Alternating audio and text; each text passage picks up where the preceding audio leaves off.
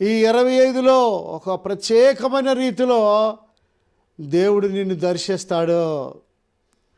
నీ ఇరుకులు, నీ ఇబ్బందులు, నీ శోధనలు, నీ అప్పులు, నీ యొక్క కష్టాలు అన్నీ తొలగిస్తాడు.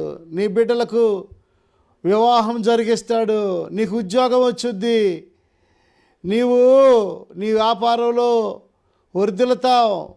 ఈ సంవత్సరంలో ఒక ప్రత్యేకమైన రీతిలో దేవుని ఆశీర్వాదము, స్వస్థత, ఆర్థిక విధముగా నీకు కలిసి వచ్చిద్దయ్యా. నీరసించిపోమాకు, సమస్యలుపోమాకు, నలిగిపోమాకు,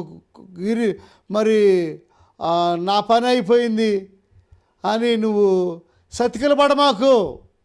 ఏలియా లే, శక్తికి మించిన